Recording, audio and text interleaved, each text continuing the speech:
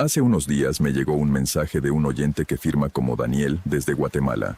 Me escribió que lo que va a contar le ocurrió cuando tenía 47 años, durante una semana que pasó solo en una cabaña en las montañas. Me dijo que nunca creyó en nada sobrenatural hasta esa semana y que ahora ya no puede decir lo mismo. Si tienes algo parecido guardado, sabes dónde dejarlo. Esto es lo que Daniel vivió la noche que algo llamó a su puerta. Soy médico de urgencias. 12 años trabajando en emergencias te enseñan a distinguir lo que importa de lo que no, a tomar decisiones rápidas con información incompleta y sobre todo a no dejarte llevar por el pánico cuando todo parece indicar que el pánico sería la respuesta razonable. Eso que aprendí en el trabajo me ha salvado muchas veces en la vida cotidiana, pero hay cosas para las que esa formación no sirve de nada. Todo comenzó porque necesitaba descansar. 12 años en urgencias dejan una fatiga que no se cura con un fin de semana largo. Es una fatiga que se acumula en capas como sedimento, hasta que un día te miras en el espejo y ves a alguien que funciona correctamente pero que lleva mucho tiempo funcionando sin realmente estar. Mi jefe me sugirió tomar una semana. Mi cuerpo llevaba meses pidiéndome lo mismo. Un colega me prestó su cabaña en las montañas de Guatemala.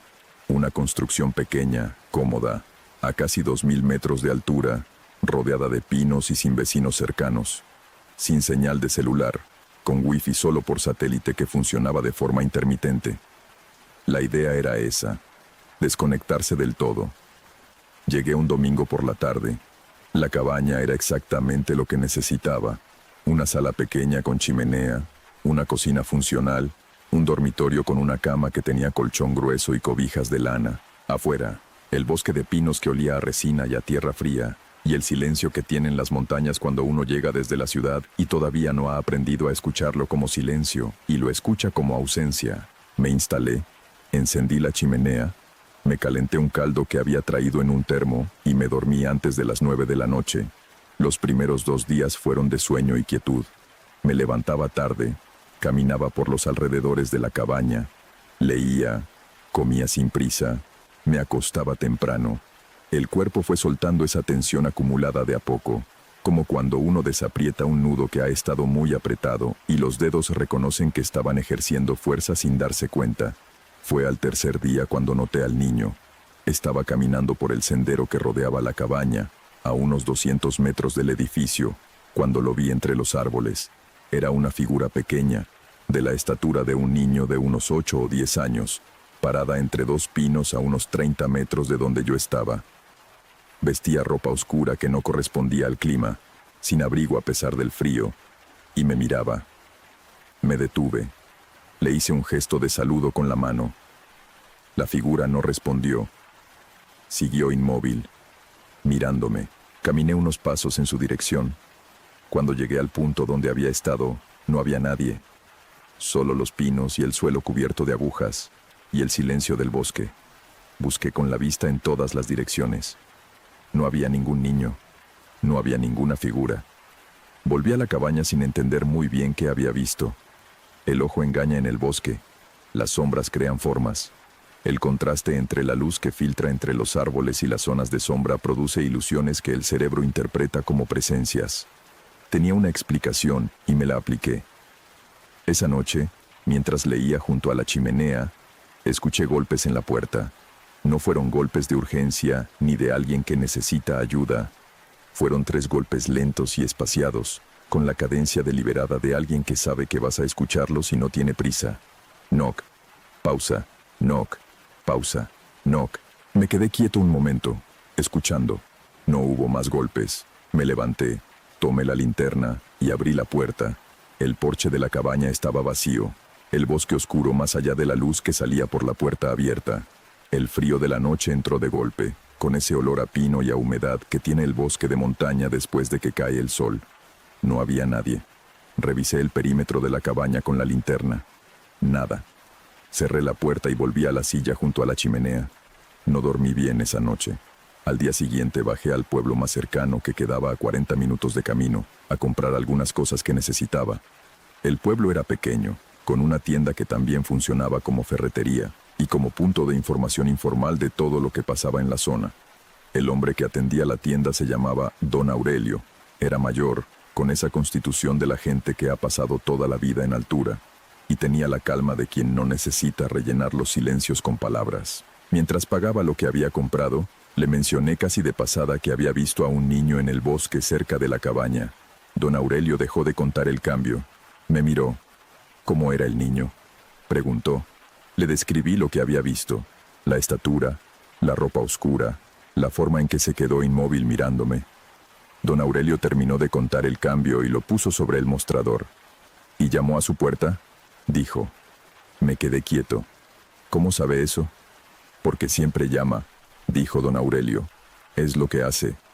¿Quién es? Don Aurelio se apoyó en el mostrador con los brazos cruzados y me miró con la paciencia de alguien que ha tenido esta conversación antes y sabe que la persona del otro lado no va a entender del todo, pero que merece saber. En este lugar lo llaman el niño del bosque, dijo. Lleva aquí más tiempo que cualquiera de los que vivimos ahora. Los viejos de cuando yo era joven ya lo conocían, y sus padres también. Nadie sabe exactamente qué es. Algunos dicen que es el espíritu de un niño que murió en el bosque hace mucho. Otros dicen que nunca fue un niño, que solo tiene esa forma porque es la que mejor funciona para acercarse. ¿Acercarse para qué? Don Aurelio me miró directamente. Para entrar, dijo. ¿Entrar a la cabaña? A donde sea que usted esté, dijo. La cabaña, la casa, lo que sea. Pero primero llama. Siempre llama. ¿Y si uno abre la puerta? Don Aurelio descruzó los brazos. Nadie que haya abierto la puerta completamente ha podido explicarme bien qué pasó después, dijo. Hay 2 o 3 personas en el pueblo que dicen haberlo hecho y ninguna habla mucho al respecto. Lo que sí noto es que desde que lo hicieron son personas distintas a lo que eran antes. ¿Distintas cómo? Más quietas, dijo. Como si algo en ellas se hubiera ido y no hubiera vuelto. Regresé a la cabaña con esa conversación en la cabeza y con una incomodidad que traté de analizar con la objetividad del médico que soy. Lo que don Aurelio describía era folclore local, el tipo de historia que los pueblos pequeños construyen alrededor de experiencias que no pueden explicarse de otra forma. El niño que yo había visto en el bosque podía ser cualquier cosa. Las sombras entre los árboles, la fatiga, la mente que lleva meses bajo presión, y que en el descanso empieza a procesar todo lo acumulado de formas que parecen externas pero son internas. Me convencí razonablemente bien, hasta esa noche. Los golpes llegaron a las 11:40. 3 golpes. La misma cadencia de la noche anterior. Knock. Pausa. Knock. Pausa. Knock. Esta vez no me levanté de inmediato. Me quedé sentado en la cama, en la oscuridad, escuchando. Hubo un silencio, y luego una voz. Era la voz de un niño, aguda, clara, completamente inapropiada para la hora y para el lugar. Venía del otro lado de la puerta, desde el porche. «Señor», dijo la voz. «Señor, tengo frío». Me quedé absolutamente inmóvil. La voz tenía algo que no correspondía a lo que decía. Las palabras eran simples. La petición era la de cualquier niño perdido en el frío. Pero el tono era plano, sin la urgencia que tendría un niño que realmente tiene frío y miedo en el bosque de noche.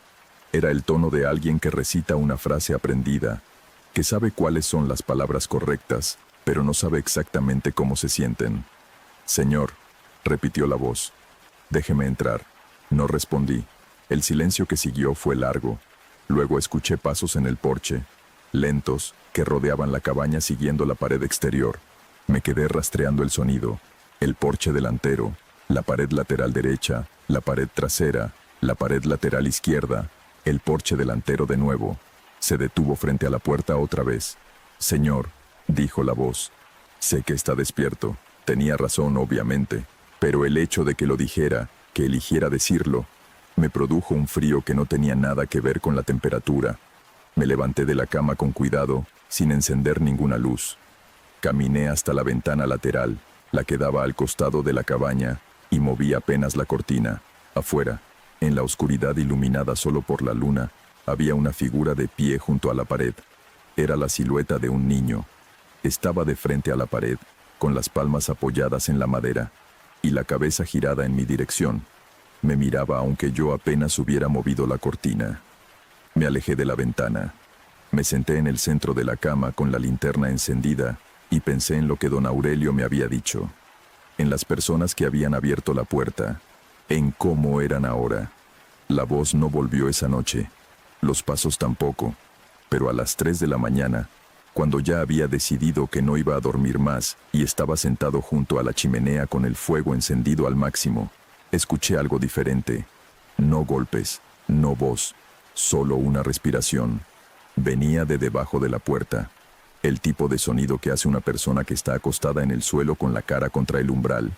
Una respiración lenta y regular, demasiado regular, sin las variaciones que tiene la respiración de algo vivo. Me quedé mirando la rendija debajo de la puerta. Bajo esa rendija, muy tenue, había una sombra que se movía levemente, como si algo estuviera ahí, al otro lado, a centímetros de la madera. No me moví. La respiración continuó durante lo que calculé como 20 minutos, aunque podrían haber sido más. Luego se detuvo. La sombra bajo la rendija desapareció. El bosque quedó en silencio completo. Al amanecer, antes de que terminara de clarear, guardé mis cosas, cerré la cabaña y emprendí el camino hacia el pueblo. No me quedé a desayunar. No hice el inventario de lo que quedaba para dejarlo ordenado como había prometido hacerle a mi colega. Simplemente me fui. Pasé por la tienda de don Aurelio. Él me vio entrar con mi mochila y mi cara de no haber dormido y no dijo nada de inmediato. Me sirvió un café sin que yo lo pidiera. ¿Cuántas noches?, preguntó. 2, dije. Él asintió. ¿Abrió la puerta? No. Algo en su expresión se relajó levemente. Bien, dijo. Cuando no abre la puerta, pierde interés después de un tiempo. Busca a alguien que sí lo haga. ¿Y siempre hay alguien que lo hace? Don Aurelio me miró sobre su taza de café. Siempre, dijo. Hay gente que tiene curiosidad, gente que no cree, gente que cree que puede manejarlo. Siempre hay alguien. Tomé el café, le agradecí y seguí hacia la ciudad. Llegué a casa ese mismo día, me duché, comí algo y dormí 12 horas seguidas. Esa noche no soñé con nada, pero a las 11:40, exactamente, me desperté. No por ningún sonido, no porque alguien llamara a mi puerta. Me desperté solo, en el silencio de mi apartamento en la ciudad, con el corazón acelerado sin razón aparente. Me quedé quieto escuchando. Mi apartamento estaba en silencio. La calle afuera tenía el ruido normal de la ciudad de noche. No había nada. Cerré los ojos, y en el borde del sueño, muy suave, casi inaudible, escuché 3 golpes. Knock, pausa, knock, pausa, knock, viniendo de ningún lugar y de todos al mismo tiempo. No abrí ninguna puerta. Pero desde esa noche, siempre que son las 11:40, me despierto. Y me quedo quieto en la oscuridad hasta que pasa. No sé cuánto tiempo va a seguir pasando. Eso es todo lo que puedo decir. Y ahí termina el testimonio de Daniel. Me escribió al final que sigue durmiendo con la luz del pasillo encendida, algo que no hacía desde niño. No lo juzgo para nada. Si alguna vez escuchaste algo en la noche que no deberías haber escuchado, o si visitaste un lugar donde las advertencias locales resultaron tener más sentido del que parecía, cuéntamelo en los comentarios. Me interesa leerlo. Y si esta historia te acompañó esta noche, suscríbete para seguir recibiendo más cada semana. Cuídate mucho. Nos escuchamos en la próxima historia.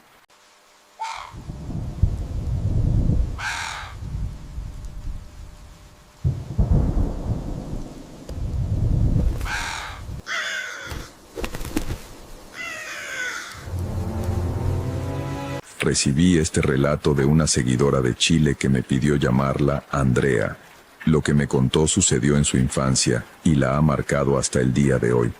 Si tú creciste en un pueblo pequeño o has escuchado historias de duendes o criaturas del folclore local, déjame saber en los comentarios qué se cuenta en tu región.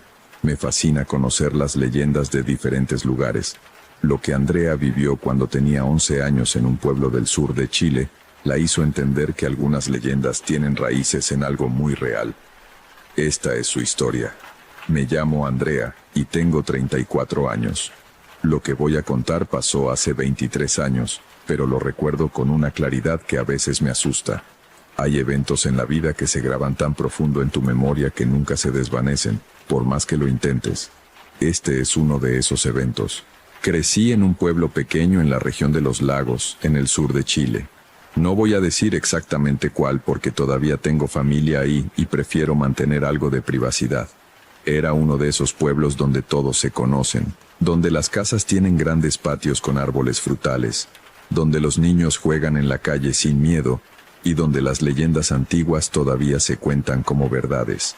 Mi abuela materna, a quien llamábamos Mami Rosa, vivía en las afueras del pueblo. Su casa era antigua, de madera, con un corredor amplio que rodeaba toda la construcción. Detrás de la casa había un terreno grande con un bosque de arrayanes que se extendía hasta donde alcanzaba la vista. De niña, ese bosque me parecía mágico. Los árboles tenían troncos color canela que brillaban cuando llovía, y sus ramas se entrelazaban formando una especie de techo verde. Mami Rosa era una mujer especial. Tenía conocimientos de hierbas y remedios que había aprendido de su propia abuela. La gente del pueblo venía a verla cuando tenían alguna dolencia que los médicos no podían curar. Ella preparaba infusiones, cataplasmas, pomadas.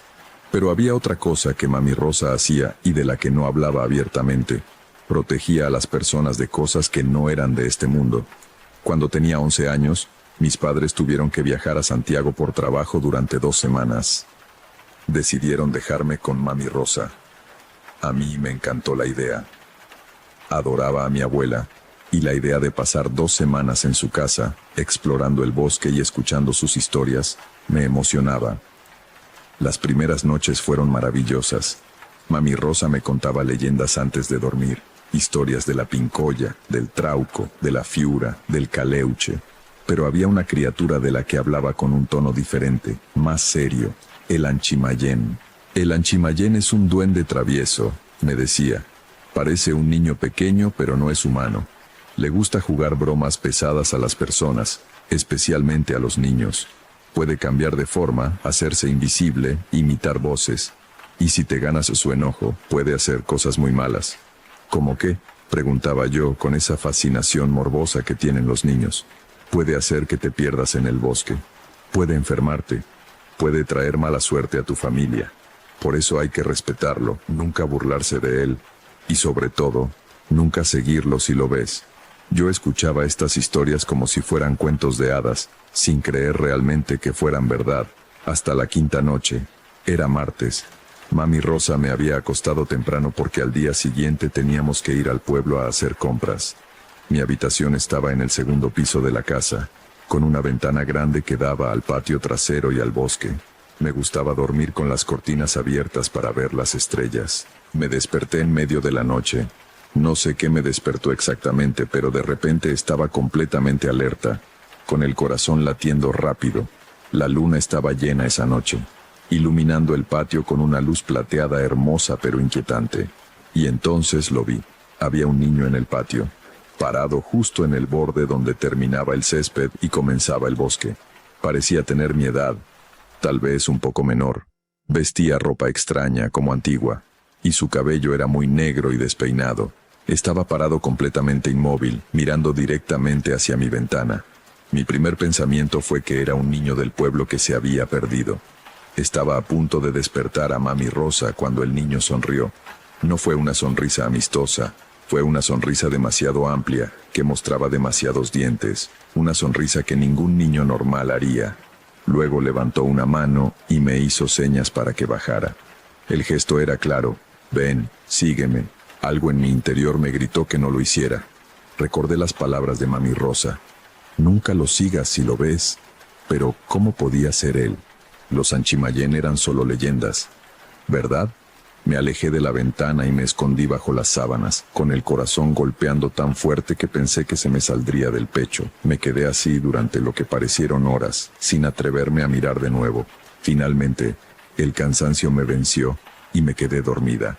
A la mañana siguiente, me convencí de que había sido un sueño muy vívido, pero un sueño al fin y al cabo. No le dije nada a Mami Rosa en el desayuno, pero esa noche volvió a pasar. Esta vez me desperté exactamente a las 3 de la mañana. Lo sé porque miré el reloj en la mesita de noche, y ahí estaba de nuevo, el niño en el patio, en exactamente el mismo lugar, con la misma postura, la misma ropa, como si no se hubiera movido en 24 horas. Esta vez no sonrió, solo me miró fijamente y volvió a hacer el gesto: ven. No, susurré. aunque sabía que no podía oírme. No voy a ir. El niño ladeó la cabeza, como confundido. Luego, lentamente, levantó su otra mano y señaló hacia el bosque detrás de él. El gesto era claro. Hay algo ahí que quiero mostrarte. La curiosidad es una cosa peligrosa. A pesar del miedo que sentía, una parte de mí quería saber qué había en ese bosque que era tan importante. Quería saber qué era ese niño realmente. Pero recordé de nuevo las advertencias de Mami Rosa. Me obligué a cerrar las cortinas y me metí en la cama, tapándome completamente con las mantas. Entonces escuché algo que me heló la sangre. Una voz, clara como el cristal, que venía de afuera de mi ventana. Andrea, baja. Tengo que mostrarte algo importante. Era la voz de Mami Rosa. Exactamente su tono, su cadencia, su forma de hablar. Pero Mami Rosa estaba dormida en su habitación del primer piso. Era imposible que estuviera afuera. Andrea, hija, necesito tu ayuda. Baja ahora. Sabía que no era ella, no podía ser ella, pero la imitación era perfecta, incluso llamándome hija como ella siempre hacía. Me tapé los oídos con las manos y comencé a rezar el Padre Nuestro, algo que Mami Rosa me había enseñado a hacer cuando tenía miedo. Lo recité una y otra vez hasta que la voz se detuvo. Cuando finalmente me atreví a mirar de nuevo, el patio estaba vacío. El niño se había ido. A la mañana siguiente bajé a desayunar con ojeras profundas. Mami Rosa me miró con preocupación. ¿Dormiste mal, mi niña? Dudé. Parte de mí no quería preocuparla, pero otra parte necesitaba decirle: Mami Rosa, he visto a un niño en el patio, durante las últimas 2 noches, y anoche escuché tu voz llamándome, pero sé que no eras tú. El rostro de Mami Rosa se puso pálido. Dejó la taza de té que estaba sosteniendo sobre la mesa con manos temblorosas. Descríbeme al niño. Le conté todo, su apariencia, su sonrisa extraña, cómo me hacía señas para que lo siguiera, la voz imitando la suya. Cuando terminé, Mami Rosa se quedó en silencio durante un largo momento. Luego se levantó y fue a su habitación. Regresó con una bolsita de tela roja que olía a hierbas. Esto es para protegerte. Llévalo contigo siempre, incluso cuando duermas. Ponelo bajo tu almohada. Es él, ¿verdad? ¿El Anchimayén? Sí, mi niña. Y ha puesto sus ojos en vos. ¿Por qué? ¿Qué hice? No hiciste nada. A veces estas criaturas simplemente eligen a alguien. Especialmente a los niños. Les gusta jugar, y para ellos, nosotros somos juguetes. El miedo debe haberse reflejado en mi cara porque Mami Rosa me abrazó fuerte. No te va a hacer daño mientras estés en esta casa. He protegido esta propiedad durante años, pero no podés seguirlo. No importa qué te diga, qué te prometa, qué vos use. Si lo seguís al bosque, no vas a volver. ¿Qué le pasó a los niños que lo siguieron? Mami Rosa no respondió directamente. Hubo casos, hace muchos años, niños que se perdieron en el bosque y nunca se encontraron, o que regresaron cambiados. No eran los mismos, como si algo dentro de ellos se hubiera roto. Esa noche, seguí las instrucciones de Mami Rosa al pie de la letra. Puse la bolsita bajo mi almohada, recé antes de dormir, mantuve las cortinas cerradas. Me sentía más segura, pero todavía tenía miedo. Me desperté a las 3 de la mañana exactas. Había algo diferente en el aire, una tensión que no había sentido las noches anteriores. A pesar de las cortinas cerradas, podía sentir que algo estaba afuera. Entonces escuché golpes en la ventana. Tap, tap, tap. Suaves al principio, luego más insistentes. Andrea. Esta vez la voz era diferente, era la voz de mi madre. Andrea, mi amor. Abrí la ventana. Mamá está acá. Mis padres estaban en Santiago. Eso era imposible. Andrea, por favor. Necesito que me ayudes. Tu papá tuvo un accidente. Necesito que vengas conmigo ahora. El terror me paralizó. Incluso sabiendo que no podía ser mi madre, la idea de que algo le hubiera pasado a mi papá me hacía querer abrir esa ventana. Andrea, si me amás, abrí esta ventana ahora mismo. Había enojo en la voz ahora. Una rabia que comenzaba a filtrarse a través de la imitación perfecta. Me abracé a la bolsita de hierbas de Mami Rosa y recé con todas mis fuerzas. Los golpes en la ventana se volvieron violentos. Ya no eran tap, tap, tap, sino bang, bang, bang, como si alguien golpeara el cristal con los puños. La ventana temblaba con cada golpe. Estaba segura de que se iba a romper. Abrí esta ventana. La voz ya no sonaba como mi madre. Era algo gutural, inhumano, lleno de furia. Abrí ahora, grité. No pude evitarlo. Grité tan fuerte como pude. Segundos después, escuché pasos corriendo por las escaleras. Mami Rosa entró a mi habitación con una vela encendida en una mano y un crucifijo en la otra. No abrió las cortinas. En lugar de eso, se paró frente a la ventana y comenzó a rezar en voz alta. No era una oración normal. Era algo antiguo, en un idioma que no reconocí. Latín tal vez, o algo más viejo. Los golpes continuaron durante toda la oración. Luego, abruptamente se detuvieron. El silencio que siguió fue casi tan aterrador como el ruido. Mami Rosa esperó 5 minutos completos antes de abrir las cortinas con cuidado. El patio estaba vacío, pero en el cristal de la ventana había marcas, huellas de manos pequeñas como de un niño, pero los dedos eran demasiado largos, las uñas demasiado afiladas. Se está poniendo más agresivo, murmuró Mami Rosa. Esto no es bueno. Esa noche dormí en la habitación de Mami Rosa, acurrucada en su cama mientras ella se quedaba despierta vigilando. No me atreví a preguntar qué pasaría si el Anchimayén lograba entrar. Al día siguiente, Mami Rosa hizo algo que nunca había visto antes. Tomó sal gruesa y trazó una línea alrededor de toda la casa. Luego colgó manojos de hierbas en cada ventana y puerta. Mientras trabajaba, murmuraba oraciones constantemente. ¿Eso va a mantenerlo afuera?, se pregunté. Va a ayudar, pero estas criaturas son persistentes. Una vez que eligen a alguien, no se rinden fácilmente. ¿Cuánto tiempo va a durar esto? No lo sé, mi niña. A veces se cansan y buscan a alguien más. A veces se quedan. La idea de que esta cosa me persiguiera el resto de mi vida me aterrorizó. Las siguientes noches fueron una tortura. El Anchimayén volvía cada noche a las 3 de la mañana exactas. Probaba diferentes voces. Mi madre, mi padre, mis amigas de la escuela, incluso maestros. Una noche usó la voz de mi mejor amiga Camila, llorando y diciendo que estaba perdida en el bosque y necesitaba ayuda. Fue quizás la más difícil de ignorar, pero nunca abrí esa ventana. Nunca bajé al patio. Me aferraba a la bolsita de Mami Rosa y rezaba hasta que el sol salía. El 7º día, algo cambió.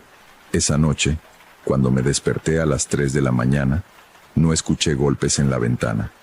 No escuché voces. Solo había silencio. Me atreví a mirar por la rendija de las cortinas. El niño estaba ahí, pero esta vez no estaba parado en el mismo lugar. Estaba más cerca de la casa, casi directamente debajo de mi ventana. Y no estaba solo. Había otras figuras con él, pequeñas, de aproximadamente su tamaño, 5, 6, tal vez 7, todas vestidas con ropa antigua y extraña, todas mirando hacia mi ventana, y todas tenían la misma sonrisa demasiado amplia. El niño original, al menos el que yo asumía que era el original, levantó la mano de nuevo. Pero esta vez no me hizo señas para que bajara, simplemente señaló a las otras figuras, luego a sí mismo, y luego al bosque. El mensaje era claro: mira cuántos somos, mira cuántos hemos llevado al bosque. Me aparté de la ventana, sintiendo náuseas. ¿Eran esos otros niños que había seguido al Anchimayén? ¿Los niños perdidos de los que Mami Rosa había hablado? A la mañana siguiente, le conté a Mami Rosa lo que había visto. Su expresión se volvió grave. Está tratando de intimidarte, de hacerte sentir que no tenés opción más que ceder. Pero mientras te mantengas fuerte, mientras te quedes dentro de la casa y las protecciones, no puede tocarte. ¿Cuándo se va a ir? Tus padres vuelven en 4 días. Cuando te vayas de acá, probablemente pierda interés. Rara vez siguen a alguien fuera de su territorio. Esos 4 días fueron los más largos de mi vida. Cada noche, el Anchimayén y sus compañeros aparecían, a veces en el patio, a veces más cerca. Una noche los vi pegados contra las ventanas del primer piso, mirando hacia adentro con sus caras presionadas contra el cristal. Mami Rosa tuvo que quemar hierbas especiales para que se alejaran, pero nunca lograron entrar. Las protecciones de Mami Rosa funcionaron. Finalmente, mis padres regresaron. Cuando les conté lo que había pasado, No me creyeron completamente. Pensaron que había tenido pesadillas, que mi imaginación se había desbocado con las historias de Mami Rosa. Pero Mami Rosa les mostró las marcas en las ventanas, las velas consumidas, el estado de agotamiento en el que ambas estábamos. Algo en su rostro les hizo creer, aunque no quisieran. Nunca volví a quedarme sola en la casa de Mami Rosa. Cuando la visitaba, siempre era con mis padres, y nunca de noche. Mami Rosa murió cuando yo tenía 18 años. En su testamento, dejó la casa a mi madre, pero con una condición. Debía mantenerse protegida con las mismas bendiciones y rituales que ella había usado. Mi madre, que para entonces había empezado a creer más en estas cosas, respetó sus deseos. Contrató a una mujer del pueblo que conocía los rituales para que los hiciera regularmente. Ahora tengo 34 años. Me mudé a Santiago hace una década y he construido una vida completamente diferente. Pero nunca he olvidado esas 2 semanas en la casa de Mami Rosa. Y aunque trato de convencerme de que fue hace mucho tiempo, que estoy a salvo ahora, hay señales que me hacen dudar. A veces, cuando visito a mi familia en el sur, cuando paso cerca de ese pueblo, siento una presencia, como si algo me observara desde los bosques. Y en mis sueños, ocasionalmente veo a ese niño, parado en algún bosque oscuro, sonriendo con esa sonrisa demasiado amplia, haciendo señas para que me acerque. Nunca lo hago, ni siquiera en sueños, pero sé que todavía está ahí, esperando, paciente de una manera que solo las criaturas antiguas pueden ser pacientes. Y me pregunto si algún día, cuando sea vieja y mi voluntad sea débil, finalmente lo seguiré a ese bosque. Espero que no. Espero que las protecciones de Mami Rosa me mantengan a salvo incluso después de su muerte. Pero en las noches oscuras, cuando el viento sopla fuerte y escucho sonidos extraños afuera de mi ventana, no estoy completamente segura. El folclore existe por una razón. Las leyendas se cuentan porque llevan verdades que hemos olvidado o que preferimos no recordar. El Anchimayén es real. Los bosques antiguos tienen secretos, y algunas cosas que parecen niños definitivamente no lo son. Mi consejo para cualquiera que lea esto: si alguna vez ves a un niño extraño en un lugar donde no debería haber niños, si escuchas voces familiares llamándote desde lugares imposibles, si algo te hace señas para que lo sigas al bosque, no lo hagas. Cierra la puerta, cierra la ventana, reza si sabes cómo, y no mires atrás, porque una vez que el Anchimayén pone sus ojos en vos, nunca realmente te deja ir, solo espera, y espera, y espera. Así termina el testimonio de Andrea. Me escribió que todavía vive con el miedo de que algún día esa criatura vuelva a intentar llevarla. Si conoces leyendas similares de tu región o has tenido encuentros con criaturas del folclore local, compártelo en los comentarios. Muchas culturas tienen historias de duendes o espíritus que se llevan niños, y siempre me pregunto cuántas de esas historias están basadas en experiencias reales. Gracias por escuchar. Suscríbete si quieres más historias como esta, y recuerda, no todas las leyendas son solo cuentos. Descansa bien y mantén tus ventanas bien cerradas.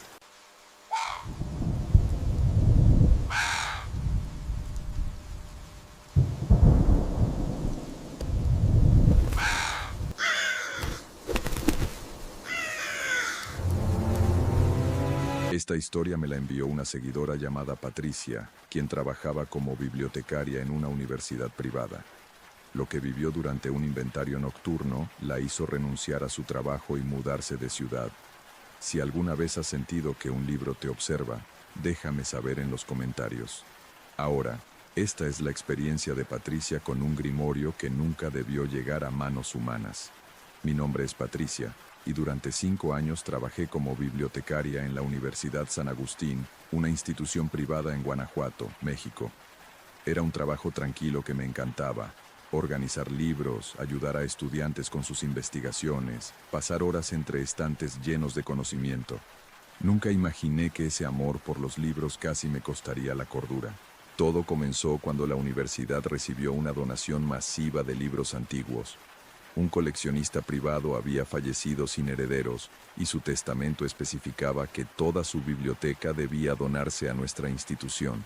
Eran más de 3000 volúmenes, algunos datando del siglo XVI. Mi supervisora, la doctora Méndez, estaba extasiada. Patricia, esto es increíble.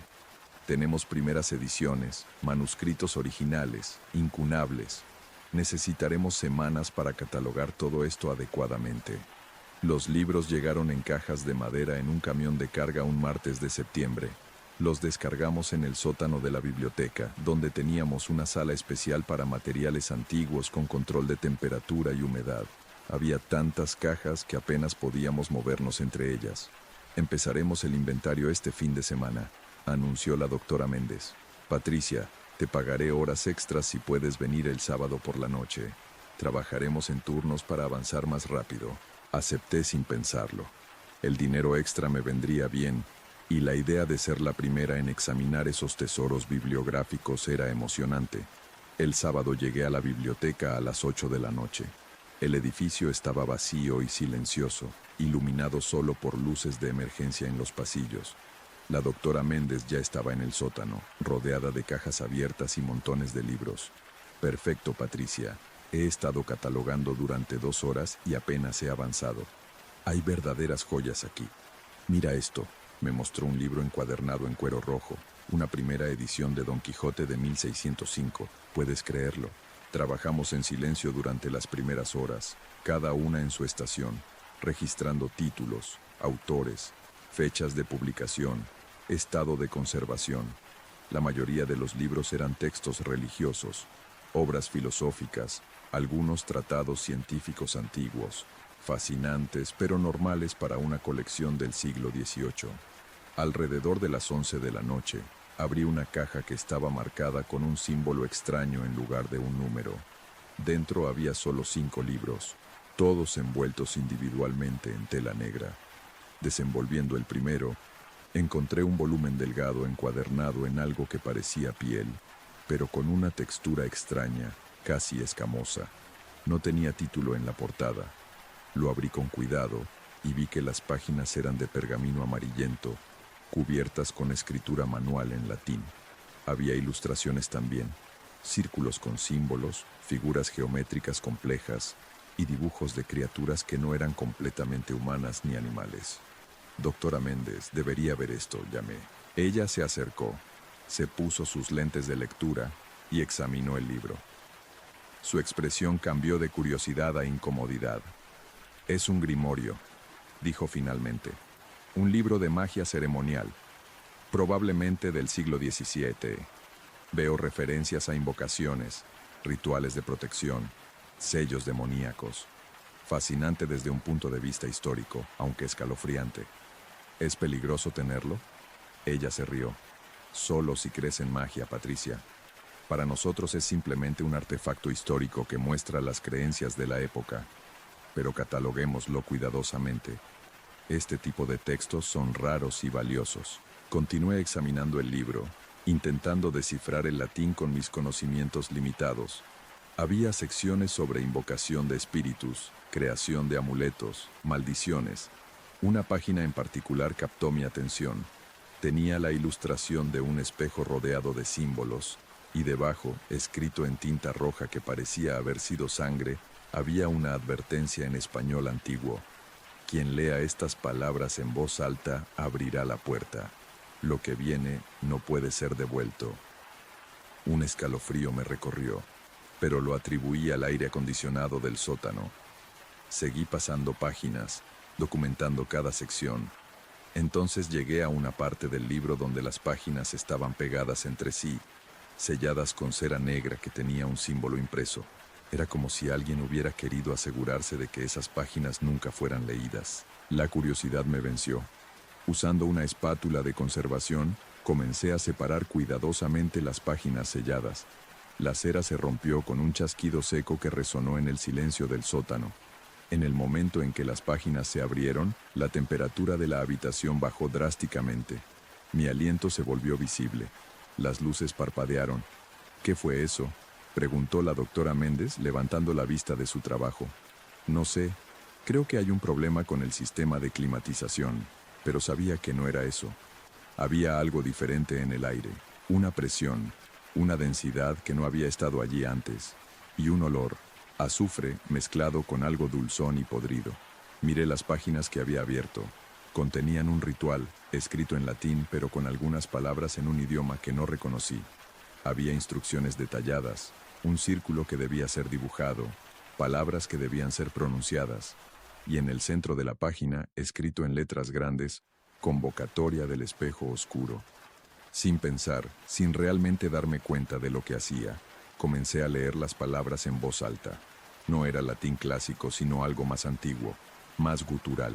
Las palabras salían de mi boca con una facilidad extraña, como si las hubiera conocido toda mi vida.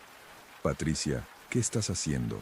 La voz de la doctora Méndez sonaba lejana, aunque estaba a solo 3 metros de distancia. No podía detenerme. Las palabras continuaban fluyendo, mi voz tomando una entonación que no era mía.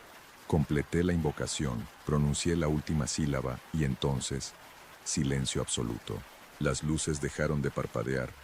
La temperatura permaneció fría pero estable.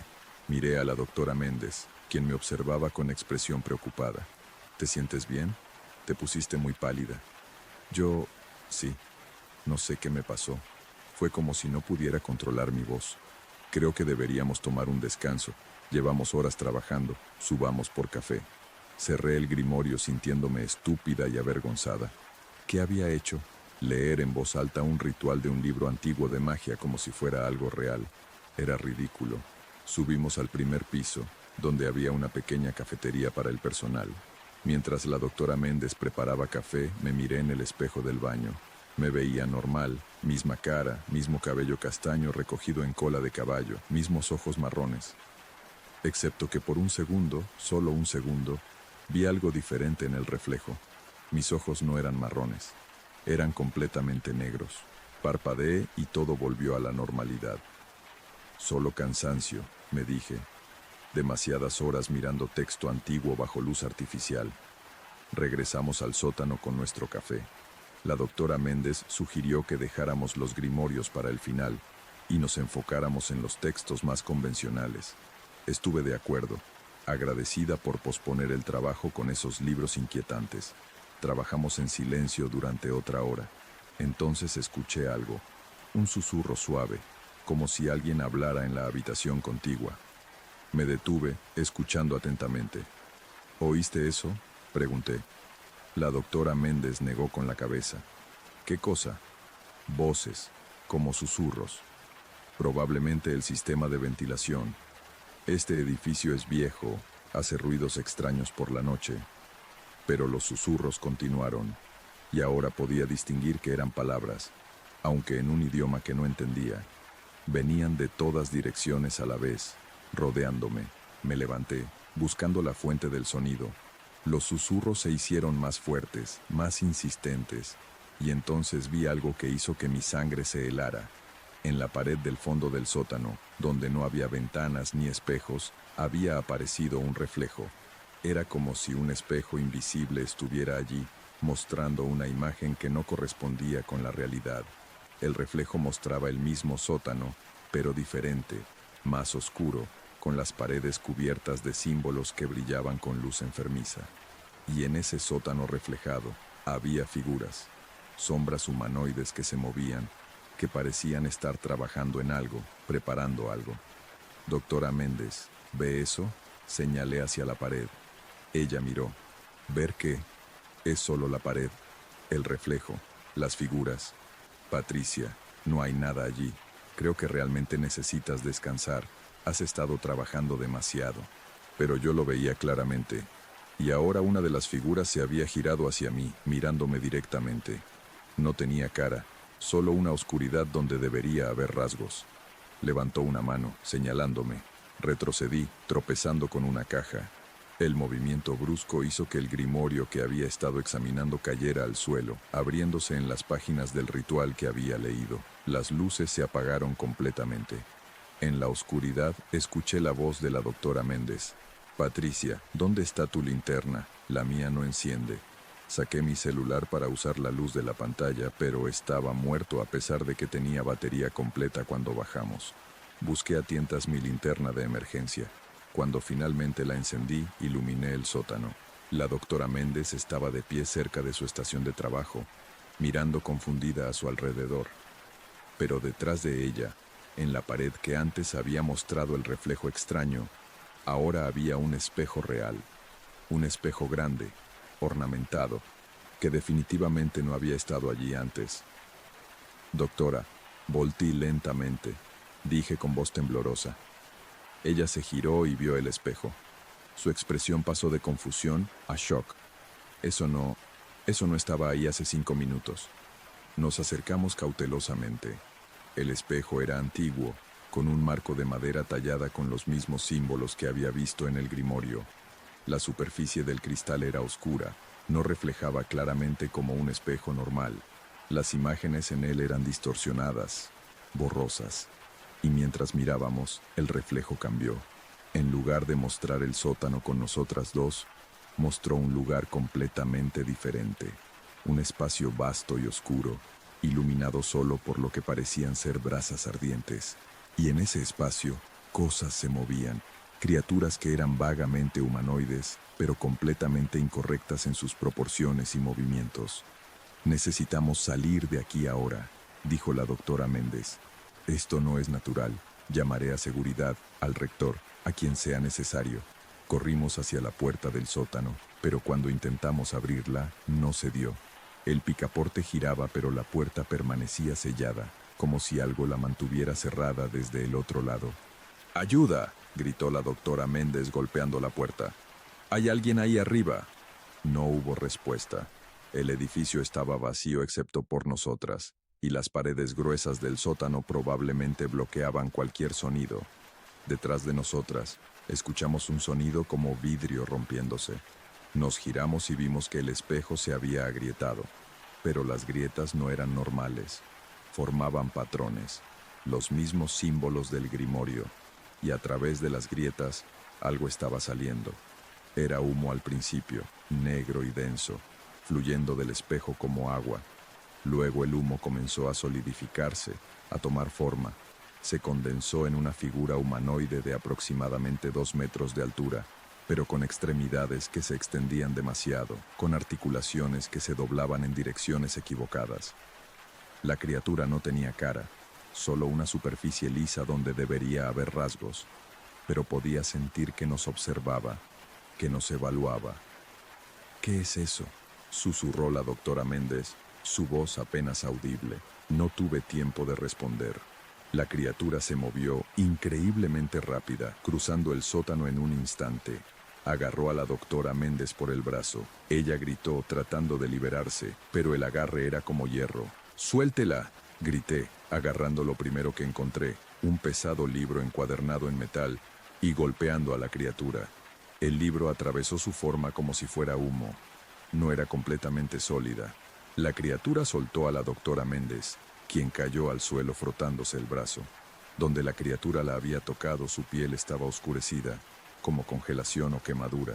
Entonces la criatura habló, no con sonido sino directamente en nuestras mentes.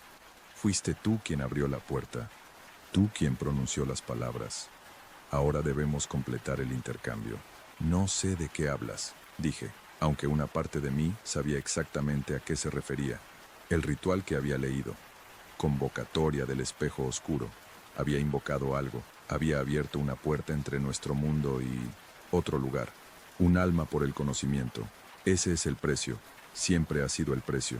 No pedí conocimiento, no quiero nada de ti. Las palabras fueron pronunciadas, el sello fue roto, el trato está hecho. Elige, tú o ella. La doctora Méndez me miró con ojos aterrorizados. Yo tenía quizás 30 años. Ella tenía 62. Estaba cerca de su jubilación. Tenía nietos. Pero la idea de ofrecer a alguien más, de condenar a otra persona por mi error. No, dije firmemente. No voy a elegir. Tiene que haber otra forma. La criatura inclinó su cabeza sin rostro, como si estuviera considerando. Hay una alternativa. Si puedes cerrar la puerta que abriste. Si puedes revertir la invocación antes del amanecer. Pero fallarás. Todos fallan. ¿Cómo? ¿Cómo se cierra? La criatura señaló hacia el grimorio en el suelo. Las respuestas están donde comenzó todo, pero debes ser más sabia de lo que has sido. Y con eso, La criatura se disolvió nuevamente en humo, retirándose de vuelta hacia el espejo. Pero el espejo permaneció, y a través de él podíamos ver ese lugar oscuro, esas formas moviéndose en las sombras. Ayudé a la doctora Méndez a levantarse. ¿Está bien? Mi brazo duele horriblemente, pero viviré. Patricia, ¿qué has hecho? Yo leí el ritual del grimorio. No pensé que fuera real. Necesitamos revertirlo, tenemos hasta el amanecer. Miró su reloj. Son las 12:30. El sol sale alrededor de las 7. Tenemos 6 horas y media. Recuperamos el grimorio y lo llevamos a la mesa más alejada del espejo. Con manos temblorosas, comencé a buscar en las páginas que había abierto. Tenía que haber una forma de deshacer lo que había hecho. Encontré una sección marcada reversión y sellamiento. Leí cuidadosamente, traduciendo el latín lo mejor que pude. Requería varios componentes: sal, agua bendita, sangre del invocador, y las palabras correctas pronunciadas en el orden correcto a medianoche exacta de la siguiente noche. Espera, dije. Esto dice medianoche de la siguiente noche. ¿Eso significa que tenemos que esperar hasta mañana? La doctora Méndez leyó sobre mi hombro. No. Mira la anotación al margen. Está en español. Dice: si se invoca en la hora incorrecta, la reversión debe completarse en la siguiente medianoche dentro del mismo ciclo lunar. Hoy es luna nueva. La próxima medianoche dentro del ciclo es dentro de 6 horas. Teníamos los componentes necesarios o podíamos conseguirlos. Había una capilla en el campus donde podríamos obtener agua bendita. La sal era fácil. Y sangre. Eso sería lo más difícil, pero era mi sangre lo que se requería. Yo iré por el agua bendita, dijo la doctora Méndez. La capilla está en el edificio de Humanidades. Puedo llegar allí en 10 minutos si puedo salir de este sótano. Como si hubiera escuchado, la puerta del sótano se abrió de golpe, pero lo que estaba del otro lado no era el pasillo normal de la biblioteca. Era oscuridad, la misma oscuridad que habíamos visto en el espejo. No podemos salir por allí, dije. Es una trampa. Exploramos el sótano, buscando otra salida. Había una ventana de ventilación alta en una pared, apenas lo suficientemente grande para que una persona delgada pudiera pasar. Usando cajas apiladas como escalera, la doctora Méndez logró abrirla y salir. Volveré en 30 minutos, prometió. Tú quédate aquí, estudia el ritual, prepara todo. Y Patricia, ten cuidado. Se fue, dejándome sola en el sótano con el espejo y lo que fuera que acechaba detrás de él. Pasé la siguiente media hora estudiando el ritual de reversión intensamente. Las palabras tenían que ser exactas, el orden específico, el tono correcto. Un solo error y fallaría. O peor, podría abrir la puerta aún más. Preparé el espacio según las instrucciones. Dibujé un círculo de protección en el suelo usando tiza que encontré en un suministro educativo. Coloqué velas en puntos específicos alrededor del círculo. Organicé los símbolos que tendría que copiar. Mientras trabajaba, el espejo pulsaba con luz enfermiza. Las cosas al otro lado se acercaban, presionaban contra la barrera entre los mundos. Podía sentir su hambre, su deseo de cruzar completamente. La doctora Méndez regresó justo antes de la 1 de la mañana, trayendo una botella de agua bendita de la capilla y un paquete de sal de la cafetería. También traía vendas y alcohol. Para tu sangre, explicó. Necesitaremos esterilizar el corte. A la 1:30, todo estaba preparado. Faltaban 5 horas para la medianoche, el momento en que tendríamos que realizar el ritual de reversión. Pero las horas siguientes fueron las más largas de mi vida. El espejo se volvía más activo a medida que pasaba el tiempo. Las formas detrás de él se hacían más definidas, más sólidas, y comenzaron a hablar, susurrando promesas y amenazas. Solo deja que crucemos, te daremos poder, conocimiento, todo lo que desees. Tu alma está perdida de todas formas. Al menos acepta nuestros regalos antes del final. Ella morirá si fallas. Ambas morirán. Únete a nosotros voluntariamente y vivirás eternamente. Intenté ignorarlos, pero las voces se filtraban en mi mente plantando dudas. ¿Y si fallaba? ¿Y si condenaba a la doctora Méndez por mi error? Tal vez sería mejor aceptar el trato, dejar que me tomaran, al menos salvarla a ella. No los escuches, dijo la doctora Méndez firmemente. Son mentiras. Entidades como estas no ofrecen nada excepto destrucción. A las 6 de la mañana faltaba una hora. La tensión era insoportable. El espejo ahora vibraba visiblemente, grietas formándose en el marco. No duraría mucho más. Si no sellábamos la puerta pronto, se rompería completamente, y lo que estaba del otro lado inundaría nuestro mundo. Finalmente, a las 6:55, comenzamos los preparativos finales. Me corté la palma de la mano con un bisturí esterilizado, dejando que mi sangre goteara en un pequeño recipiente. Mezclé la sangre con el agua bendita y la sal según las instrucciones. A las 7 en punto exacto, comencé el ritual. De pie en el centro del círculo de protección, con la doctora Méndez sosteniendo el grimorio abierto para que pudiera leer, pronuncié las palabras de reversión. Esta vez, las palabras no fluían fácilmente. Cada sílaba requería esfuerzo, como si algo intentara evitar que las dijera. El aire se espesó, resistiendo. Las velas parpadearon violentamente. El espejo reaccionó inmediatamente. Las grietas se expandieron. Las formas detrás del cristal se lanzaron contra la barrera, tratando de romperla antes de que completara el ritual. El sótano tembló como en un terremoto. «Continúa», gritó la doctora Méndez sobre el rugido de energía que llenaba el espacio. Seguí recitando, palabra por palabra, vertiendo la mezcla de sangre, agua bendita y sal en los puntos específicos del círculo. El grimorio especificaba que debía completar todo antes de que el último granito de arena cayera en un reloj de arena que había colocado. Quedaban quizás 30 segundos. Las últimas palabras salieron de mi boca justo cuando caía el último grano de arena. Hubo un destello de luz cegadora, un sonido como 1000 cristales rompiéndose, y una onda de fuerza que nos lanzó a ambas contra las paredes.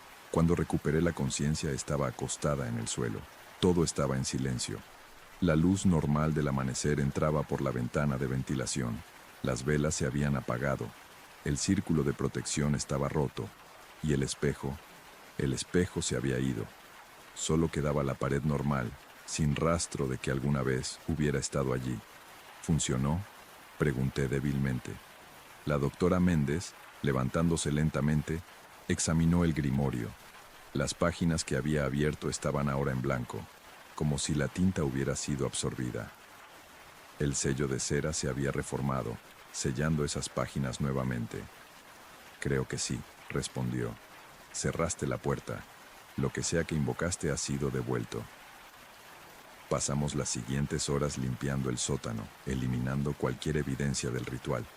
Colocamos el grimorio en la caja especial donde había estado, esta vez asegurándonos de que estuviera claramente marcado como «no abrir material peligroso». Cuando los empleados regulares llegaron el lunes, encontraron el sótano perfectamente organizado, con cientos de libros ya catalogados.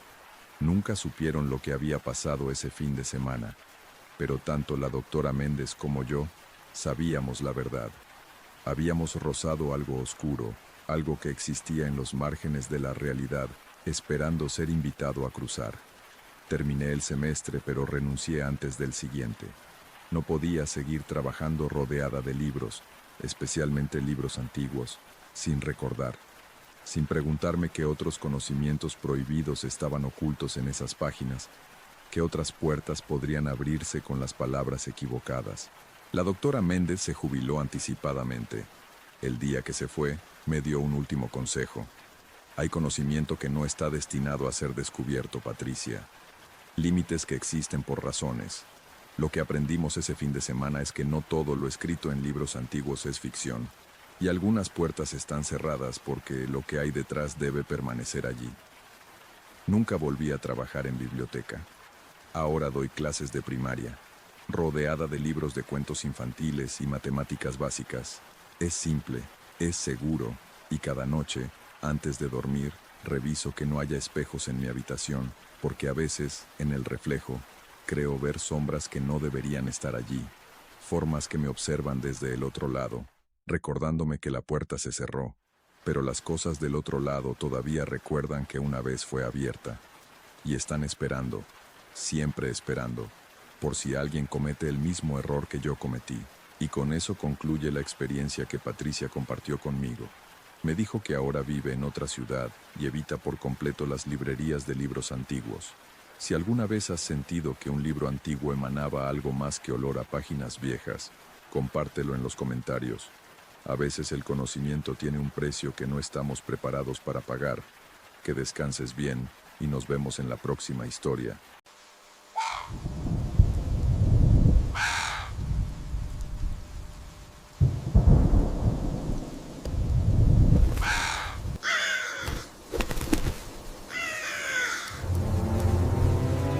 Lo que voy a contarles ahora me lo envió un seguidor desde un pueblo pequeño en Michoacán, México.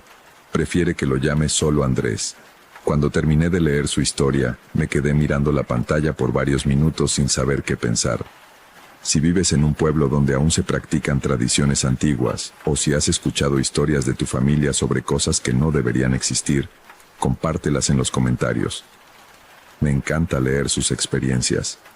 Ahora, déjame contarte lo que Andrés vivió cuando tenía 16 años, en un pueblo donde todos conocían las reglas, pero él decidió romperlas. Me llamo Andrés, tengo 33 años, y lo que voy a contar pasó hace 17 años en mi pueblo natal, Santa Clara de los Pinos, un pequeño municipio en las montañas de Michoacán. Es el tipo de pueblo donde todos se conocen, donde las tradiciones se respetan más que las leyes, y donde hay cosas que los mayores saben pero nunca explican completamente a los jóvenes. Crecí escuchando advertencias. No vayas al cerro después del anochecer. No silbes en el bosque. Si ves luces extrañas, voltéate y camina hacia tu casa sin mirar atrás. Nunca aceptes regalos de extraños en el camino. Como la mayoría de los adolescentes, pensaba que eran supersticiones tontas. Historias para asustar niños. Mi abuelo, don Esteban, intentó explicarme varias veces que esas reglas existían por razones reales, que el pueblo tenía acuerdos antiguos con cosas que vivían en las montañas, pero yo solo asentía sin prestar atención real. Ojalá hubiera escuchado. Todo comenzó en octubre del 2006. Yo tenía 16 años y estaba en mi último año de secundaria. Mi mejor amigo era Toño, un chico de mi edad cuya familia había llegado al pueblo apenas 5 años atrás. Toño no conocía las historias, no había crecido con las advertencias. Para él, el bosque era solo un bosque, el cerro era solo un cerro. Una tarde de viernes, después de clases, Toño me propuso ir a explorar las cuevas del Cerro Norte. Había escuchado que algunos chicos mayores habían encontrado formaciones de cristal allí y quería verlas. No podemos, le dije inmediatamente. Nadie va al cerro después de las 5. ¿Por qué no? Son solo las 4, tenemos tiempo. Es que hay reglas. Toño se rió. ¿Reglas? ¿De quién? ¿Del alcalde? Andrés, no seas miedoso, es solo un cerro. No quería parecer cobarde frente a mi mejor amigo. Así que, contra todo lo que me habían enseñado, acepté. Salimos del pueblo alrededor de las 4:30. El Cerro Norte estaba a unos 3 kilómetros, un camino que conocía bien porque durante el día era ruta común para recolectar leña. Pero nunca lo había recorrido tan tarde. El bosque estaba silencioso, demasiado silencioso. Normalmente había pájaros, ardillas, el zumbido de insectos. Pero ese día, nada. Solo nuestros pasos crujiendo sobre las hojas secas y nuestras respiraciones. ¿Sientes eso?, preguntó Toño después de unos 20 minutos de caminata. ¿Sentir qué? Como si alguien nos estuviera observando. Lo sentía, claro que lo sentía.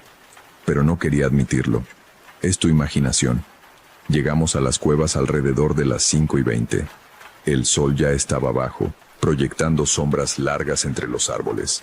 Las cuevas eran una serie de aberturas en la ladera rocosa del cerro, algunas pequeñas, otras lo suficientemente grandes para que una persona entrara agachada. Toño sacó su linterna y entró en la más grande. Yo lo seguí, mi corazón latiendo más fuerte de lo normal. El interior de la cueva era fresco y húmedo. Olía a tierra y a algo más, algo orgánico que no pude identificar. La linterna de Toño iluminó las paredes y efectivamente había formaciones de cristal, pequeñas pero brillantes, reflejando la luz en múltiples direcciones. ¿Ves? Te dije que valía la pena, dijo Toño tocando los cristales. Entonces escuchamos la voz. No deben estar aquí. Nos dimos vuelta tan rápido que Toño casi dejó caer la linterna. En la entrada de la cueva había una figura. No podíamos verla claramente porque estaba a contraluz, pero era pequeña, del tamaño de un niño de unos 8 años. ¿Quién eres?, preguntó Toño, apuntando la linterna hacia la entrada. La figura se movió antes de que la luz la alcanzara, desapareciendo hacia un lado. No deben estar aquí, repitió la voz. Era aguda e infantil, pero había algo antinatural en su tono. Cuando cae el sol, este lugar no es para ustedes. Es solo un niño del pueblo, dijo Toño, aunque su voz temblaba ligeramente. Vamos a salir. Pero cuando salimos de la cueva, no había nadie. El bosque estaba vacío, y el sol se había puesto completamente. Sin que nos diéramos cuenta, habíamos estado dentro de la cueva más tiempo del que pensábamos. El cielo estaba de un azul oscuro, casi negro, y las primeras estrellas comenzaban a aparecer. Tenemos que regresar. Ahora, dije, sintiendo el pánico crecer en mi pecho. Empezamos a caminar rápido de regreso por donde habíamos venido, pero después de unos minutos me di cuenta de que algo estaba mal. El camino no se veía igual. Los árboles parecían estar en lugares diferentes, y el sendero que habíamos seguido claramente en el camino de ida ahora parecía haberse borrado. Toño, ¿estamos yendo bien? Creo que sí. Es por aquí, ¿no? No estaba seguro. Nada se veía familiar en la oscuridad. Seguimos caminando, cada vez más rápido, y entonces Toño se detuvo en seco. Andrés, mira, señaló hacia adelante. A unos 50 metros, entre los árboles, había luces, pequeñas luces que flotaban y danzaban, como luciérnagas pero más grandes, más brillantes. Eran de diferentes colores, azules, verdes, amarillas. Mi abuelo me había advertido sobre las luces. Si ves luces extrañas, voltéate y camina hacia tu casa sin mirar atrás.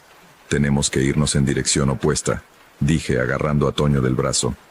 ¿Qué? No, tal vez son personas con linternas buscándonos. No son personas, Toño, confía en mí, tenemos que irnos. Pero Toño se soltó de mi agarre y caminó hacia las luces. Hola, estamos aquí, nos perdimos. Las luces se detuvieron, y entonces, todas a la vez, empezaron a moverse hacia nosotros. Rápido. Toño gritó y corrió. Yo corrí tras él, mi corazón amenazando con salirse de mi pecho. Las luces nos perseguían, podía oírlas, un zumbido agudo que lastimaba los oídos. Corrimos sin dirección, solo alejándonos de esas luces. Ramas me arañaban la cara y los brazos, raíces trataban de hacer que tropezara. Escuchaba risas detrás de nosotros, risas infantiles, muchas voces riéndose a la vez. No sé cuánto tiempo corrimos, tal vez 5 minutos, tal vez 20. Pero eventualmente las luces dejaron de perseguirnos. El zumbido se desvaneció, las risas se apagaron. Nos detuvimos, jadeando apoyados contra árboles. Estaba completamente oscuro ahora, la luna apenas visible entre el dosel de hojas. ¿Qué fue eso?, logró decir Toño. Te lo dije, hay cosas en este bosque. No puede ser real. Tiene que haber una explicación. Antes de que pudiera responder, escuchamos pasos. Alguien caminaba entre los árboles. Pasos pesados, lentos, deliberados. Y entonces lo vimos. Era alto, muy alto, más de 2 metros fácilmente. Su silueta se recortaba contra el cielo nocturno. Llevaba lo que parecía un sombrero grande y ropas oscuras que colgaban de su cuerpo como harapos. Caminaba con un bastón que golpeaba el suelo con cada paso. Tap, tap, tap. Mi sangre se heló. Conocía esta figura. Todos en el pueblo conocíamos las historias. El hombre del sombrero, el que caminaba por el bosque después del anochecer, buscando a los que rompían las reglas. No se muevan, susurré. No hagan ruido. La figura se detuvo. Giró su cabeza hacia nosotros. No podíamos verle la cara, solo la sombra del sombrero enorme. Pero sabíamos que nos había visto. Levantó una mano. Un dedo largo señaló hacia nosotros. Ustedes no pertenecen aquí, dijo. Su voz era profunda, resonante, como si viniera de dentro de la tierra misma. Han roto las reglas. Ahora deben pagar. Toño, presa del pánico, salió corriendo. Yo grité su nombre, pero él no se detuvo. La figura giró para seguirlo con la mirada, pero no se movió de su lugar. Corre todo lo que quieras, muchacho, dijo. En este bosque, todos los caminos llevan a mí. Entonces me miró directamente a mí. Tú sabes las reglas, te las enseñaron, pero elegiste romperlas. Lo siento, logré decir, mi voz apenas un susurro. No volverá a pasar, por favor, déjenos ir. Disculpas, las disculpas no pagan deudas. ¿Qué quiere? La figura se acercó un paso. Ahora podía olerlo. Tierra húmeda, hojas podridas y algo más. Algo como carne descompuesta. El bosque tiene hambre. Siempre tiene hambre. Tu pueblo lo sabe. Por eso existen las reglas. Por eso hacen sus ofrendas cada luna nueva. Pero tú, con tu descuido, con tu arrogancia juvenil, has desbalanceado el acuerdo. ¿Qué acuerdo? El pacto hecho hace muchos años entre tu pueblo y los que habitamos aquí. Ustedes nos respetan, siguen las reglas, nos dan ofrendas, nosotros dejamos en paz al pueblo. Pero cuando alguien rompe las reglas, se acercó otro paso. Esa persona se convierte en la ofrenda. El terror me paralizó. Por favor, soy joven, cometí un error. Los jóvenes siempre cometen errores y siempre pagan por ellos. ¿Qué puedo hacer? Tiene que haber algo que pueda hacer. La figura se quedó en silencio por un momento. El bosque entero parecía contener la respiración. Hay una posibilidad, pero requiere sacrificio. Lo que sea. Cuidado con lo que prometes, muchacho. Las palabras tienen poder aquí. Tragué saliva. ¿Qué tengo que hacer? Debes traerme algo de valor. Algo que signifique mucho para ti. No dinero, no objetos. Algo con verdadero peso emocional. Tienes hasta mañana al anochecer. Si lo traes, tú y tu amigo serán liberados. Si no, no terminó la frase, pero el mensaje era claro. ¿Cómo lo encontraré? Yo te encontraré a ti. Regresa al lugar donde entraste al bosque mañana a las 6 de la tarde. Solo. Si vienes acompañado, el trato se cancela. La figura empezó a alejarse, su silueta disolviéndose entre las sombras. Espere. ¿Y mi amigo? ¿Dónde está Toño? Está a salvo, por ahora. Encontrará su camino a casa esta noche. Pero recuerda, si fallas en traer la ofrenda, ambos pagarán el precio. Y entonces desapareció completamente, como si nunca hubiera estado allí. Me quedé temblando en la oscuridad durante varios minutos. Luego, no sé cómo, encontré un sendero iluminado por la luna que no había estado allí antes. Lo seguí, y media hora después, emergí del bosque justo en las afueras del pueblo. Corrí a casa. Mi familia estaba frenética, a punto de organizar una búsqueda. Les dije que me había perdido, pero que había encontrado el camino de vuelta. No mencioné nada más. Esa noche no dormí. Me quedé despierto pensando en qué podría ofrecer. Algo de valor emocional, algo que significara mucho para mí. A la mañana siguiente Toño apareció en mi casa. Estaba pálido, con ojeras profundas. Me dijo que había aparecido en su casa alrededor de las 10 de la noche sin recordar cómo había llegado. Le conté sobre el trato. ¿Qué vas a llevar?, preguntó. Había pensado en ello toda la noche. Solo había una cosa que realmente cumplía con los requisitos. Mi guitarra. Era la guitarra de mi padre. Él había muerto cuando yo tenía 8 años, y la guitarra era lo único que tenía de él. Me había enseñado a tocar. Pasábamos horas juntos, él enseñándome acordes, yo tratando de seguir el ritmo. Era mi posesión más preciada. La idea de perderla me partía el corazón. Pero era mi vida, y la de Toño, contra una guitarra. Esa tarde a las 5:30, tomé la guitarra y caminé hacia el bosque. Mi abuelo me detuvo en la puerta. ¿A dónde vas con esa guitarra? No podía mentirle. Rompí las reglas, abuelo. Anoche fui al cerro después del anochecer. Ahora tengo que pagar. Su rostro se puso pálido. ¿Lo viste? ¿Al hombre del sombrero? Asentí. Dios mío, Andrés. ¿Qué te pidió? Le conté todo. El abuelo cerró los ojos, su rostro mostrando una mezcla de preocupación y resignación. Esa guitarra era de tu padre. Lo sé. ¿Estás seguro de que quieres hacer esto? Tengo que hacerlo. Mi abuelo asintió lentamente. Entonces ve. Pero recuerda, cuando hagas la ofrenda, hazlo con respeto. Agradece lo que se te da a cambio. Y nunca, nunca vuelvas a romper las reglas. Llegué al borde del bosque exactamente a las 6. El sol estaba bajo en el horizonte. pintando el cielo de naranjas y rojos. Esperé, y entonces, como había prometido, él apareció. El hombre del sombrero emergió de entre los árboles tan alto e imponente como lo recordaba. «Has venido», dijo, «y trajiste una ofrenda». Extendí la guitarra con manos temblorosas. Era de mi padre. Es lo más importante que tengo. La figura tomó la guitarra con manos que parecían más garras que dedos. La examinó, pasando esas garras sobre las cuerdas, produciendo un sonido escalofriante. Puedo sentir el amor en este instrumento. Años de memorias, risas, lágrimas, conexión entre padre e hijo. Me miró. Es una ofrenda adecuada. La guitarra desapareció de sus manos como si se hubiera disuelto en el aire. El trato está hecho. Tú y tu amigo son libres. La deuda está pagada. Sentí alivio mezclado con tristeza profunda. La guitarra se había ido. Mi última conexión física con mi padre. Pero escucha bien, muchacho, continuó el hombre del sombrero. Esta es tu única oportunidad. Si vuelves a romper las reglas, si vuelves a faltar el respeto al bosque, no habrá tratos, no habrá opciones. ¿Entiendes?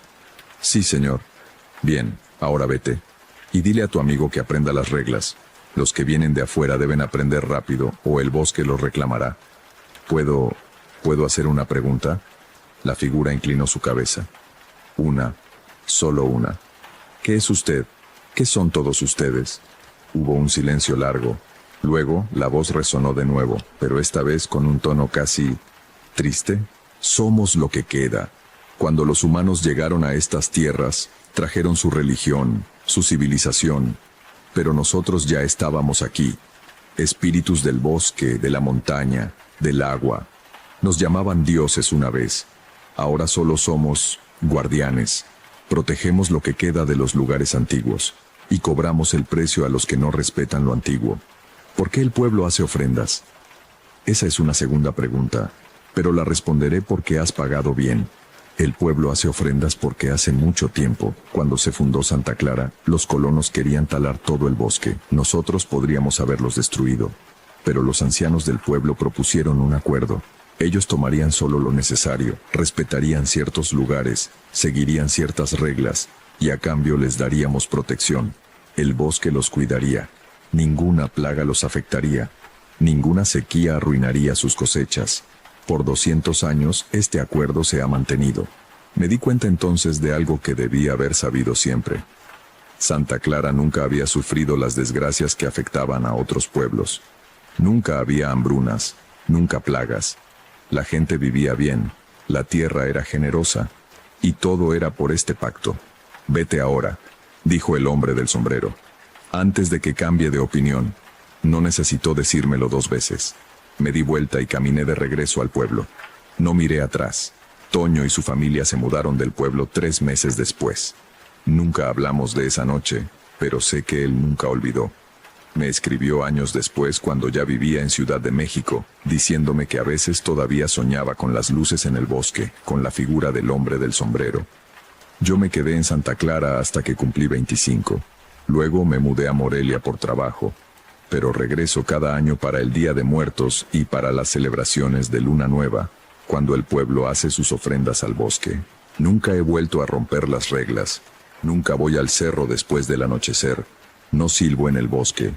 Y cuando veo luces extrañas, me doy vuelta y camino hacia casa sin mirar atrás. Mi abuelo murió hace 5 años. Antes de morir, me llamó a su lado. Andrés, me dijo, su voz débil. Vas a tener que enseñarle las reglas a la siguiente generación. Los jóvenes están olvidando. Piensan que son solo supersticiones. Lo sé, abuelo. Cuéntales tu historia. Diles lo que pagaste. Algunos tienen que aprender de la forma difícil, pero quizás tu experiencia salve a otros. Prometí que lo haría. Por eso estoy contando esto ahora.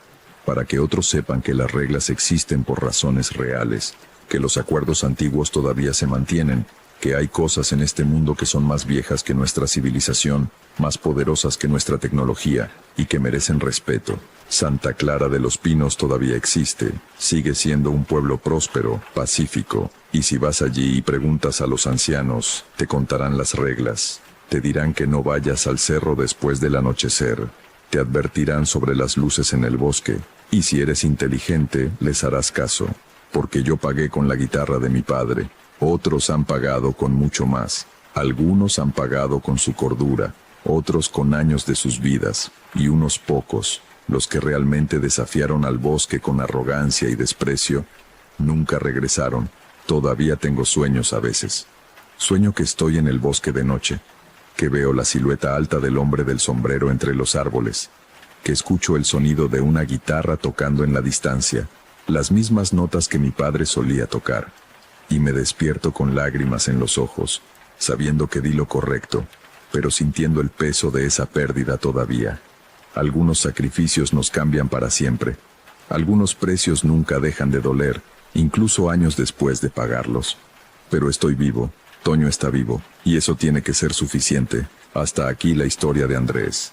Me dijo que ahora tiene un hijo, y cuando sea lo suficientemente mayor, le enseñará las reglas, igual que su abuelo le enseñó a él. Si creciste en un pueblo con tradiciones antiguas, con reglas que parecían no tener sentido hasta que las rompiste, me encantaría escuchar tu experiencia. Déjala en los comentarios.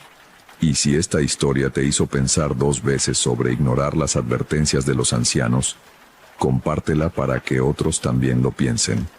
Que descanses bien esta noche.